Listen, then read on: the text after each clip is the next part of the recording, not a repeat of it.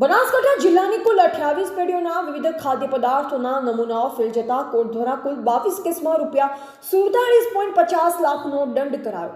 જુદી જુદી પેઢીઓના ખાદ્ય પદાર્થો જેવા કે દૂધ, ઘી, ખાદ્ય તેલ, માવો વગેરેના નમૂનાઓ લઈ ચકાસણી કરાઈ હતી।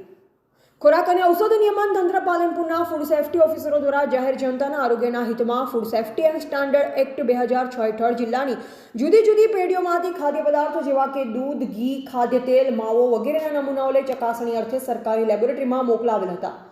ફૂડ લેબોરેટરી દ્વારા નમૂનાઓના ધારાધોરણ મુજબ ન હોવાનું જાહેર થયેલ છે। કેટલાક નમૂનાઓના લેબલ પર યોગ્ય લેબલિંગ ન હોવાનું પણ ધ્યાને આવ્યું। ફૂડ સેફ્ટી ઓફિસરો દ્વારા લેવામાં આવેલા નમૂનાઓને સંલગ્ન તમામ જવાબદારો સામે જિલ્લાના એડ્યુકેટિંગ ઓફિસર અને નિવાસી અધિક કલેક્ટર શ્રીની કોર્ટ સમક્ષ કેસ દાખલ કરાયા। જે તમામ કેસો ચાલી જતા કોર્ટ દ્વારા સંલગ્ન તમામ જવાબદારોને દંડનીય કાર્યવાહી હાથ ધરી કોર્ટ દ્વારા અલગ અલગ 22 કેસોમાં ₹47.5 લાખનો દંડ ફટકારવામાં આવ્યો છે। Bureau report Ramesh Rana, India live Gujarat, Banaskantha.